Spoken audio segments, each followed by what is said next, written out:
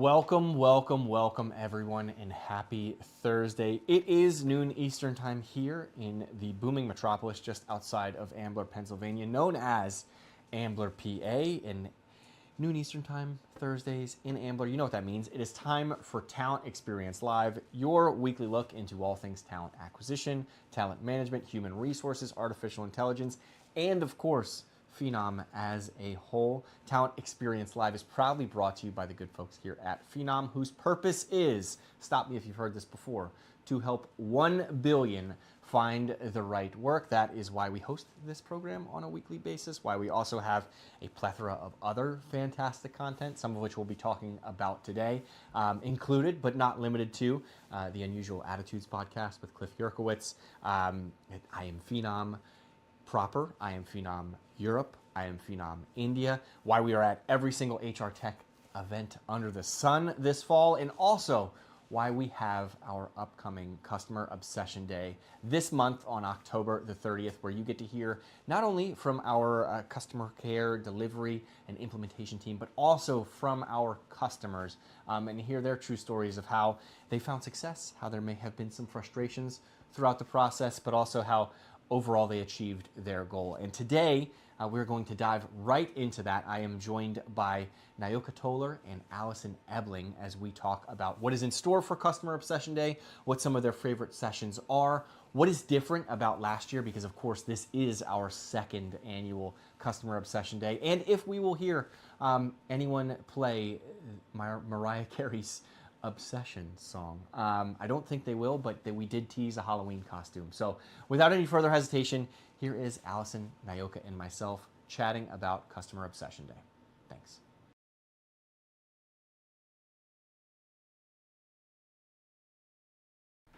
Welcome, Nayoka and Allison, to Talent Experience Live. Pleasure having both of you today. Thanks for Thank having you. us, Devin. Of course. Excited to talk about Customer Obsession Day. Second Customer Obsession Day, right? Yes. Perfect. So we've learned from the first iteration. As always, it's a learning experience. What's specifically different about Customer Obsession Day this year?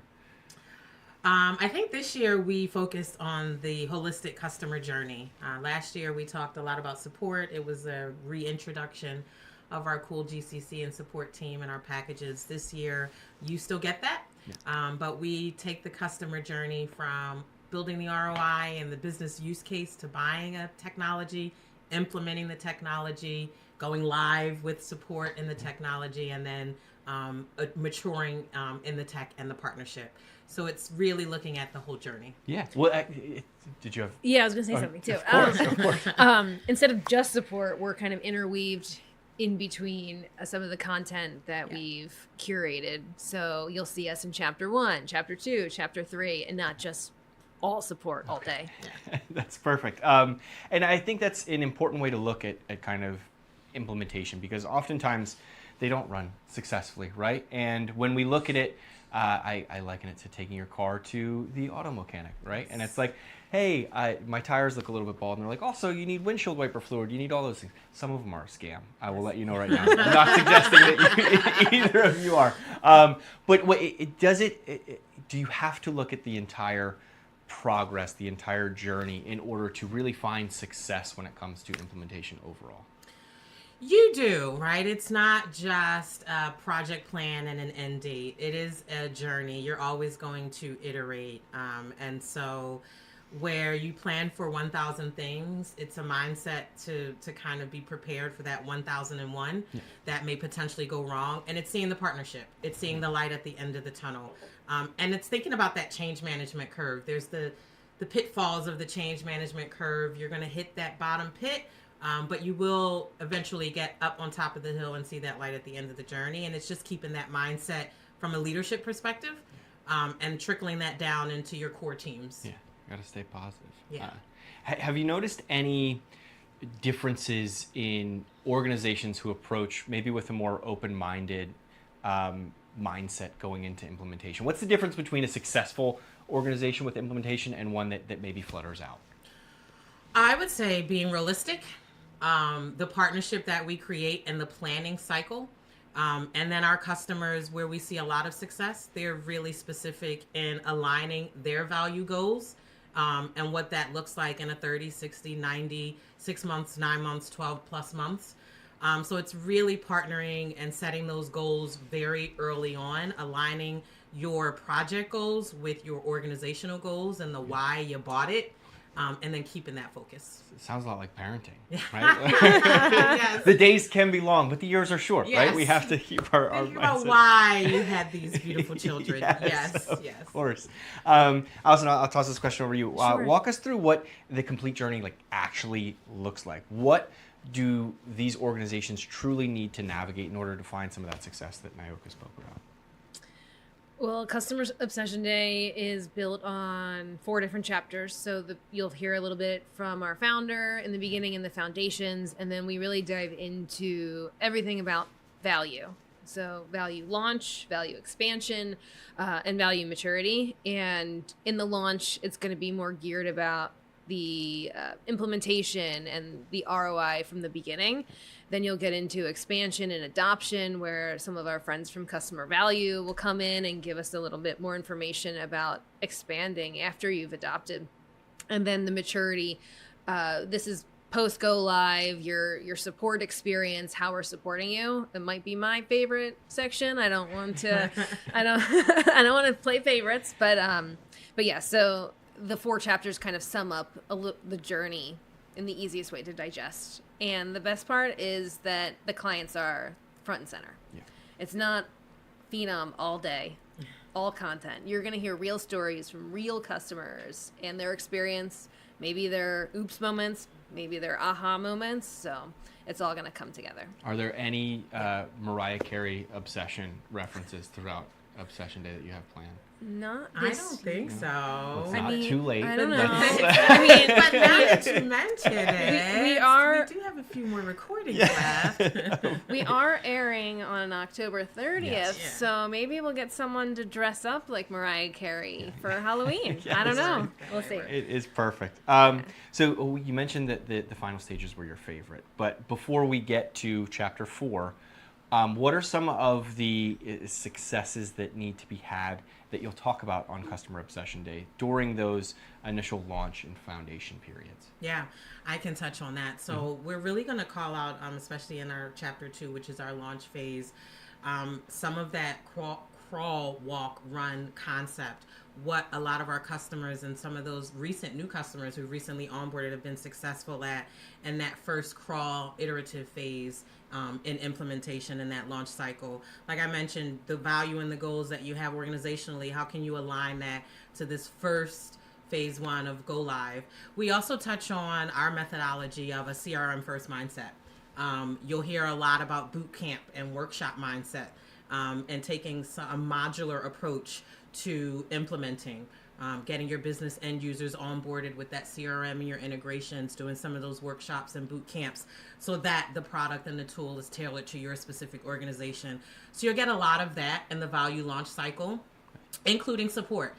So it's not just technical implementation, it's change management and what you need to think about, and it's what does support look like in that first launch phase, because nobody knows what to expect and what you know coming out of hypercare.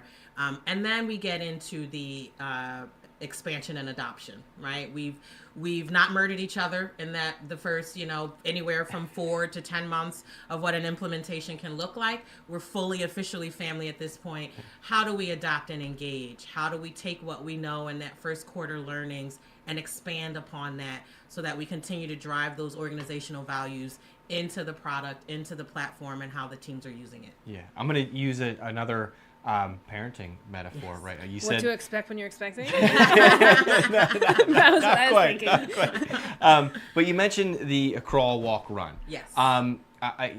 Being a parent, you're always comparing to other children, right? Well, this kid can walk. Why can't mine right now? Will we hear some of those stories from customers that maybe we have as that gold star that we want to achieve, but not everyone will have the same success or failures that they will have, right? Is there a bit of education around that of every customer and every implementation is different? There is. We try and be really transparent. You're going to hear some customers that have been with us for a long time, and it was not the nice implementation. You'll hear from a customer who recently onboarded and had a phenomenal experience. You'll hear support wins and where we did it phenomenally, and some support horror stories probably real time from customer experiences. So we want to display the different nuances across organizations, whether it's how you're structured, your recruiting is structured, your IT or HRIS, top down, bottom up. We wanted to make sure we include those different nuances from all of our different customers in their industries and verticals. Perfect. Do you have anything? I guess to piggyback on that, for the support side of the house, last year we talked a lot about how to staff your team, but this year we're not going to talk about staffing your team. We're going to hear directly from clients on examples of how to staff your team. So when you're at that stage, we have different stories and different sizes. So it's not a one-size-fits-all, just like implementation. Yeah. So we'll hear from some of our friends, from some of the clients, explaining how they're set up, who does what, and then hopefully you'll take away some tips. Yeah. Any clients that you want to tease? Or is it top secret? No, it's not top secret. I would say one of my new friends at University of Missouri Healthcare. I'm really excited to hear Rachel speak. Everybody wants a Rachel apparently on their team, so I want to hear all about her story. And the other one would be from Truist. We mentioned some oops moments, right? And one of the biggest problems with support is that if you're making a change in your ATS and you don't tell us or you don't consult with us, sometimes things could break. And they're going to tell a story of their experience of how they broke something, didn't tell us, what they learned from it, and then kind of how they're managing it in the future and their change management process now. So I'm excited to hear that one because that really relates to my everyday. Yeah. Sounds like my everyday too, when I break something in the house and I don't tell my wife, and then I'm in trouble later. So no, I completely understand.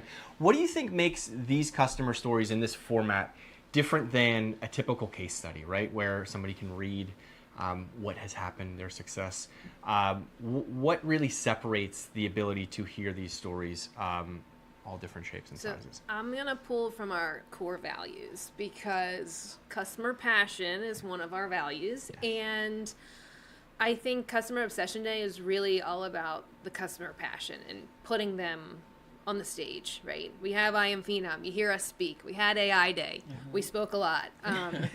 It's taking a back seat and hearing the clients tell their own story, and being a client and hearing another client speak. I feel like there's more of an easier way to digest that sometimes when you're hearing it from someone who's doing the same exact job as you, just in a different company. And I know that some of the tips that some of the clients want to share, they're not earth-shattering. They're really easy to digest. So some of the stuff that they want to share is hopefully things that people can take away and start implementing or working on right away. It's not going to be something that, all right, we need to digest all this content. We need to write up a whole plan. We need to come up with a business process and re-kick off something. Yeah. So. Yeah. Easy tips. I'll just add to that, right? When I think about standard use cases, even from a delivery space, we hand our customers over all the time. Here are test scripts based on whatever it is that you're testing. They're standard. They are, meant to be out of the box. These customer stories takes those use cases, which all of our customers usually do, and create their own. They apply it to their business. So these stories are, like Allison mentioned, not us talking, because we talk a lot and we market a lot. We drink the Kool-Aid for sure. It's hearing from different customers, industry sizes, and what that looks like for all of our different organizations that we partner with. Yeah. No, that's awesome. Last year, I think you mentioned it before, Hypercare, we launched a comprehensive support packages. Does that tie into this year's content at all? I know We're not talking about packages. No, perfect. So we aren't going to talk about packages. Yeah. There'll be a brief intro mentioning the word package, but that's it.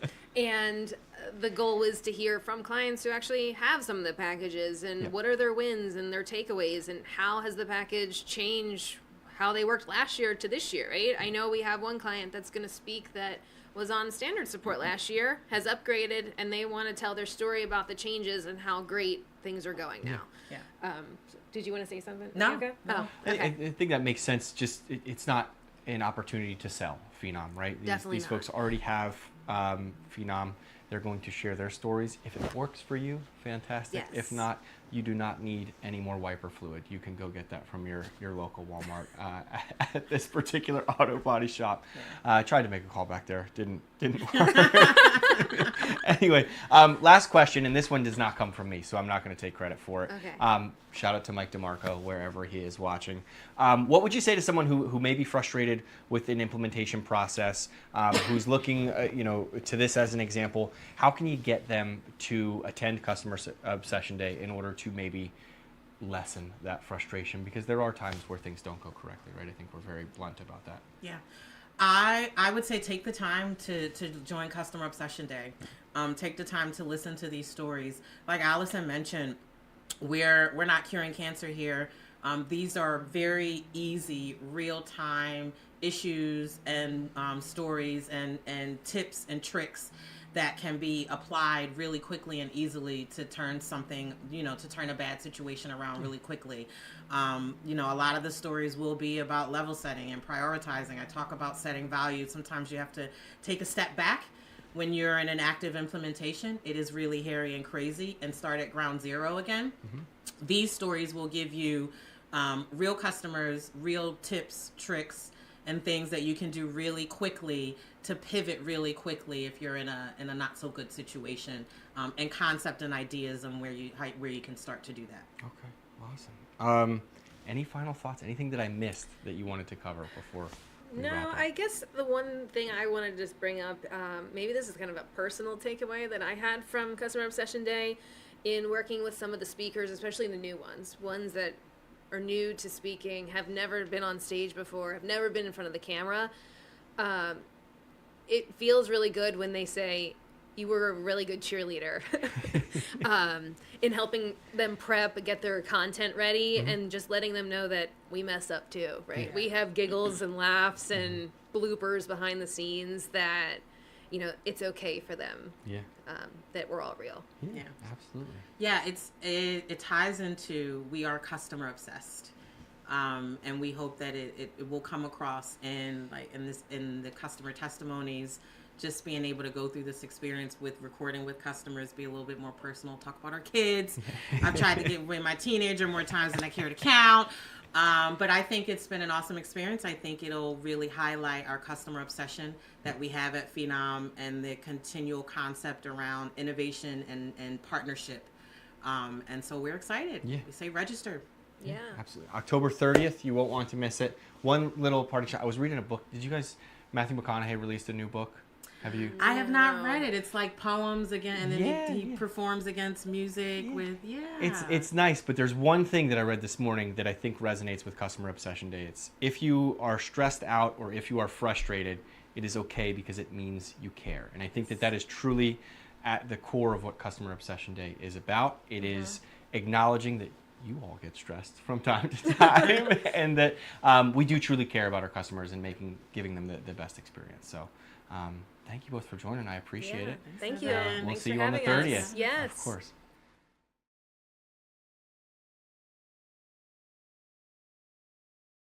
Allison and Nyoka, thank you so much for joining. Once again, Customer Obsession Day is October 30th. You can register now. I'm sure we will have a link somewhere in the description. But in the meantime, I hope everyone has a safe, happy, and healthy week. Cannot wait to see you next week for another episode of Talent Experience Live. And we also have a new episode of Unusual Attitudes coming out on Monday. So check that out Monday at 9 Eastern time. But without any further ado, I hope everyone has a safe, happy, and healthy weekend. Enjoy the Eagles-Giants game this evening, and can't wait to see you next week. Thanks so much.